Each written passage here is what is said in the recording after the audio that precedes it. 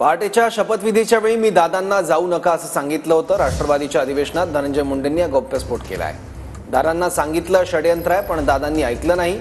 तेव्हापासून दादांना पक्षातून दूर करण्यासाठी षडयंत्र सुरू झालं असा दावा धनंजय मुंडेंनी केला। पहाटेच्या शपथविधीवेळी मी दादांना सांगत होतो तुम्ही जाऊ नका।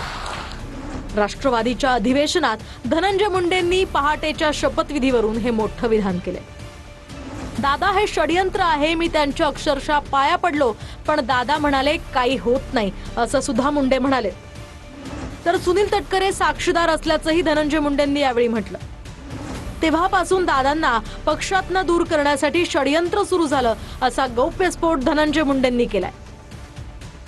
जे भाषणात बोललो ते सत्य आहे, जो भाषणात बोललो ते सत्य आहे। मी काय नाव घेतलं नाही कुणाचं,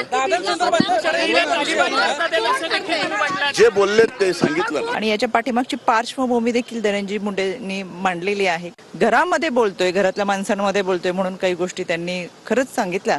आणि कधी कधी काय घडलंय इतिहास सुद्धा कार्यकर्त्यांना माहिती असणं गरजेचं असो, जेणेकरून पुढची वाटचाल करत असताना समाजामध्ये वावरताना या गोष्टींचा आणि त्या विचारांचा उपयोग होतो। त्या भाषणाला तुम्ही काळानुरूप बघितलं पाहिजे की ज्या वेळेस हा सकाळचा शपथविधी झाला त्यावेळेस नेमका शपथविधी व्हावा असं कोणाला वाटत होतं, कोणी सांगितलं शपथ घ्या आणि नंतर मग कोणी काढता पाय घेतला, या सगळ्या चौफेर अंगाने त्यांनी ते भाषण केलेलं आहे। आणि त्यामुळं त्यांनी जी व्यथा मांडली ती व्यथा आज सर्वसामान्य कार्यकर्त्यांच्या पण लक्षात आली। 19ला ज्या वेळेला सकाळी शपथविधी 7, 7:30, 8 वाजताची शपथविधी झाला, त्याच्यामध्ये मुंडे साहेबांचं असं मत होतं की तुम्ही ही शपथ घ्यायला नको। त्यामध्ये जरी चर्चा झालेली असली तरी सुद्धा आपला त्या ठिकाणी गेम होऊ शकतो किंवा विलन ठरवलं जाऊ शकतं, असा एक मुंडे साहेबांचा बोलण्याचा स्रोत होता। त्यांचं मत त्या पद्धतीचं होतं। याविषयी मुंडे साहेबच सांगतील की काय त्याच्याबाबतीत घडलं।